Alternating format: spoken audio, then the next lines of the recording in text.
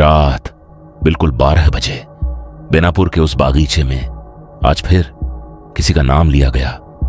नरेश ने सोचा हवा होगी, पर हवा चल ही नहीं रही थी। फिर उसके कान के बिल्कुल पास एक ठंडी फुसफुसाहट। मैं भूखी हूं। और जब उसने पीछे मुड़कर देखा, वो पहले से ही उसके पीछे खड़ी थी। अगर रात के 12 बजे कोई तुम्हारा नाम ले तो कभी पीछे मत मुड़ना। बेनापुर का यह बागीचा दिन में भी अंधेरा रहता है। लोग कहते हैं यहां पेड़ नहीं परछाइयां उगती हैं। कल रात नरेश ने यही गलती की। उसने आवाज सुनी, नरेश। वो रुका, सोचा कोई मजाक कर रहा है, लेकिन वहां कोई नहीं था। फिर उसके कदम अपने आप मुड़ गए सीधे उस बागीचे की तरफ, जैसे कोई उसे बुला रहा हो, जैसे कोई उसका इंतजार कर रहा हो। सांस भारी, और फिर उसके कान के पास एक ठंडी सड़ी हुई आवाज आई, आखिर आ ही गए तुम। नरेश ने धीरे से पीछे देखा और उसी पल उसकी आंखों में जो था वो इंसान नहीं देख सकता।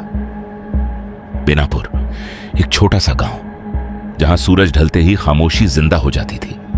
गांव के किनारे एक घना बागीचा था, इतना घना कि दिन में भी वहां धूप जमीन तक नहीं पहुंचती थी। लोग कहते थे वहां कोई रहता है, कोई जो इंसान नहीं है। रात के ठीक 12 बजे बागीचे के अंदर से धीमी धीमी फुसफुसाहट सुनाई देती थी। आओ मेरे पास आओ। उस रात नरेश ने गलती कर दी। वो देर से घर लौट रहा था, हवा ठंडी थी, लेकिन अचानक हवा रुक गई। पूरी दुनिया जैसे ठहर गई। फिर वही आवाज, धीरे, बहुत धीरे, नरेश। उसका दिल जोर से धड़कने लगा। उसने पीछे मुड़कर देखा, कोई नहीं, लेकिन उसके कदम अपने आप बागीचे की तरफ बढ़ने लगे, जैसे कोई अदृश्य ताकत उसे खींच रही हो। पेड़ों के बीच अंधेरा और गहरा होता गया। हर कदम पर लगता था कोई उसके ठीक पीछे चल रहा है, लेकिन जब वो मुड़ता, कोई नहीं। अचानक एक ठंडी सांस उसके कान के पास। तुम आ गए। नरेश जम गया।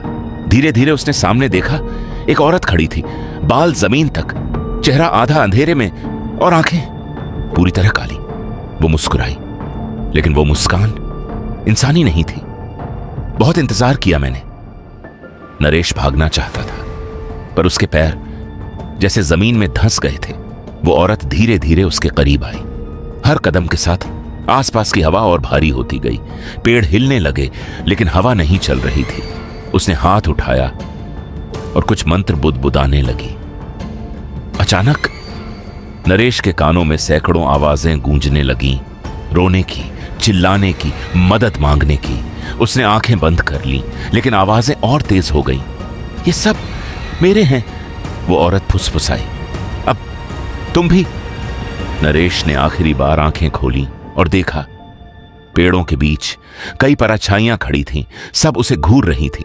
धीरे धीरे वो औरत उसके बिल्कुल सामने आ गई। उसकी काली आंखें अब बिल्कुल पास थीं। अब तुम कभी वापस नहीं जाओगे। अगली सुबह गांव वालों को बागीचे के बाहर नरेश की चप्पल मिली, बस चप्पल। नरेश कभी नहीं मिला, लेकिन उस रात के बाद फुसफुसाहट में एक और आवाज जुड़ गई, बचाओ।